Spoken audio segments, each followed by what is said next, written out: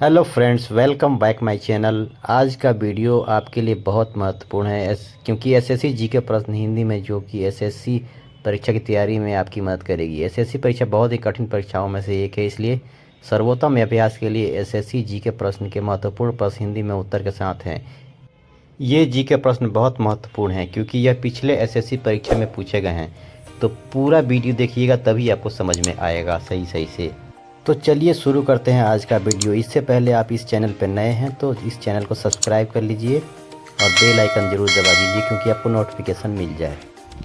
तो चलिए बढ़ते हैं अपने वीडियो की तरफ। आज का सवाल है, भारत में राष्ट्रीय आय का आकलन सबसे पहले किसने किया था?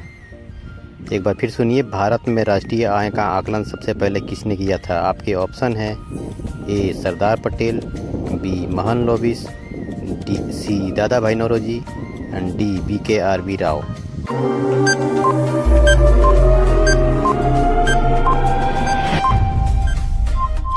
सही जवाब है सी दादा भाई नौरोजी। अगला सवाल है, किसी देश का आर्थिक विकास किस पर निर्भर है? सवाल एक बार फिर सुनिए, किसी देश का आर्थिक विकास किस पर निर्भर है? आपके ऑप्शन हैं ए प्राकृतिक संसाधन, बी बाजार का आकार, सी पूंजी निर्माण और डी उपयुक्त सभी। सही जवाब है डी उपयुक्त सभी। अगला सवाल है, WTO का मुख्यालय कहाँ है? सवाल एक बार फिर सुनिए, WTO का मुख्यालय कहाँ है? आपके ऑप्शन है ए न्यूयॉर्क, बी जिनेवा, सी यूरुगे, डी दोहा।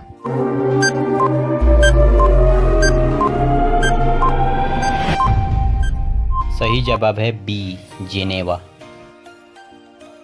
चौथा सवाल है, मुद्रा आपूर्ति किसके द्वारा नियंत्रित की जाती है? सवाल एक बार फिर सुनिए, मुद्रा आपूर्ति किसके द्वारा नियंत्रित की जाती है? आपके ऑप्शन है ए वित्त आयोग, बी योजना आयोग, सी व्यापारिक बैंक, डी भारतीय रिजर्व बैंक।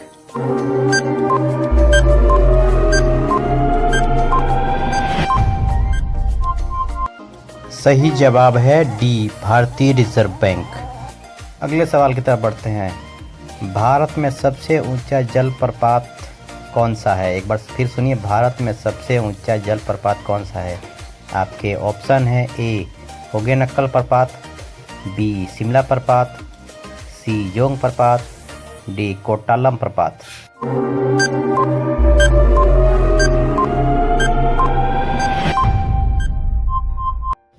सही जवाब है सी जोग प्रपात। अगला सवाल है, जूट उत्पादन में सबसे प्रचुर प्रदेश कौन सा है? एक बार फिर सुनिए, जूट उत्पादन में सबसे प्रचुर प्रदेश कौन सा है? आपके ऑप्शन है ए तमिलनाडु, बी पश्चिम बंगाल, सी ओडिशा, डी केरल।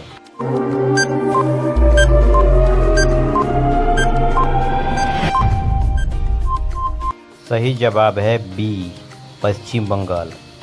तो चलिए अगला सवाल देखते हैं, निम्नलिखित में से कौन से देश पाल्क स्ट्रेट से जुड़े हुए हैं? आपके ऑप्शन है ए पाकिस्तान एवं चीन, बी भारत एवं श्रीलंका, सी उत्तर कोरिया एवं दक्षिण कोरिया, डी ब्रिटेन एवं फ्रांस।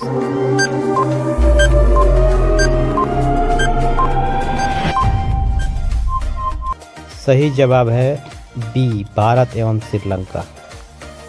अगला सवाल है, भारत में किस राज्य को चावल का कटोरा कहा जाता है? सवाल एक बार फिर सुनिए, भारत में किस राज्य को चावल का कटोरा कहा जाता है? आपका ऑप्शन है ए तमिलनाडु, बी आंध्र प्रदेश, सी कर्नाटक, डी केरल।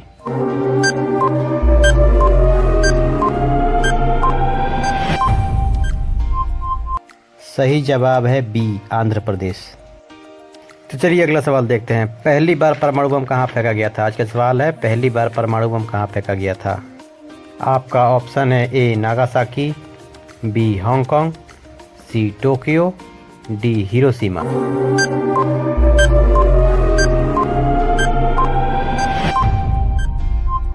सही जवाब है डी हिरोशिमा। आज का 10वां सवाल है, ओनोज परत कहाँ पाई जाती है? सवाल एक बार फिर सुनिए, ओनोज परत कहाँ पाई जाती है? आपके ऑप्शन हैं ए आयनमंडल, बी बहिर्मंडल, सी क्षमा मंडल, डी समताप मंडल।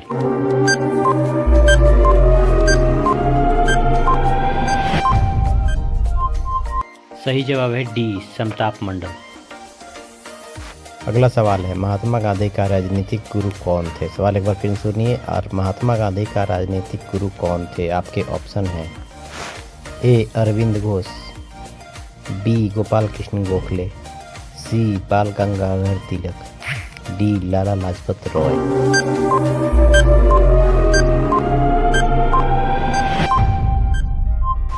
सही जवाब है बी गोपाल कृष्ण गोखले।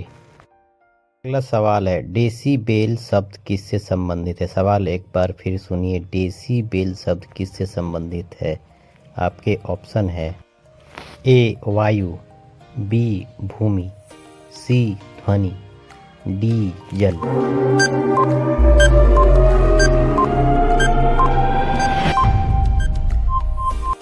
सही जवाब है सी ध्वनि। चलिए अगले सवाल की तरफ बढ़ते हैं। अगला सवाल है, अंग महाजनपद की राजधानी कहाँ थी? सवाल एक बार फिर सुनिए। अंग महाजनपद की राजधानी कहाँ थी? आपके ऑप्शन हैं ए वैशाली, बी कौशाम्बी, सी श्रावस्ती, डी चंपा।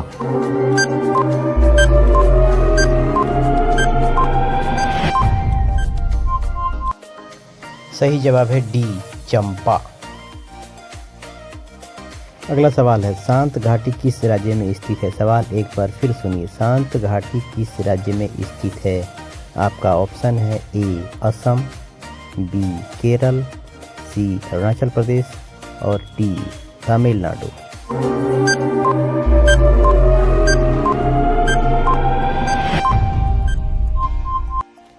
सही उत्तर है बी केरल।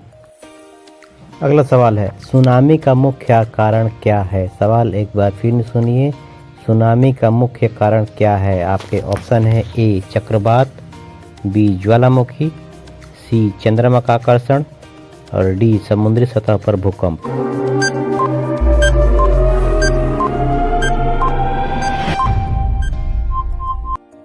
सही जवाब है डी समुद्री सतह पर भूकंप। चलिए अगले सवाल की तरफ बढ़ते हैं। भारत का केंद्रीय औषधि अनुसंधान संस्थान कहाँ स्थित है? सवाल एक बार फिर सुनिए। भारत का केंद्रीय औषधि अनुसंधान संस्थान कहाँ स्थित है? आपके ऑप्शन हैं ए दिल्ली, बी लखनऊ, सी चेन्नई, डी बेंगलुरु। अगला सवाल है, मानव विकास सूचकांक किसने विकसित किया था? सवाल एक बार फिर सुनिए। मानव विकास सूचकांक। सही जवाब है बी लखनऊ। तो चलिए बढ़ते हैं अगले सवाल की तरफ। मानव विकास सूचकांक किसने विकसित किया था? सवाल एक बार फिर सुनिए। मानव विकास सूचकांक किसने विकसित किया था? आपका ऑप्शन है ए अमर्त्य सेन, बी मोटेक सिंह, सी महबूब उल हक, डी फ्रीडमैन।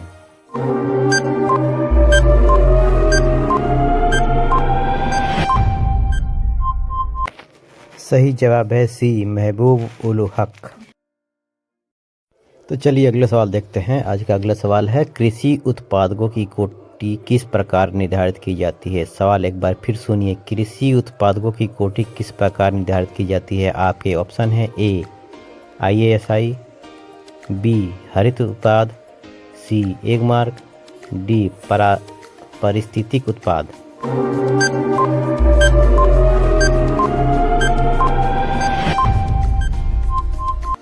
सही जवाब है सी एक मार्क।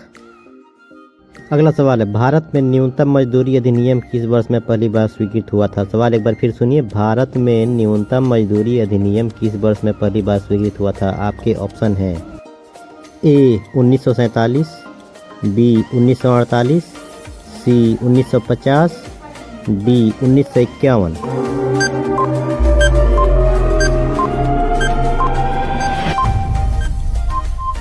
सही जवाब है बी 1948।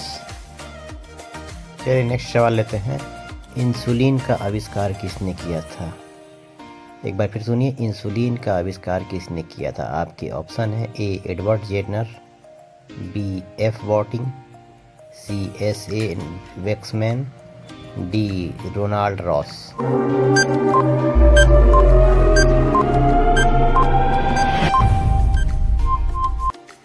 सही जवाब है बी, एफ बाटिंग। तो कैसा लगा आज का ये वीडियो? अगर आपको अच्छा लगे तो कमेंट में ज़रूर बताइएगा और चैनल को सब्सक्राइब कर लीजिए। और इस वीडियो का अगला पार्ट जल्दी ही आने वाला है।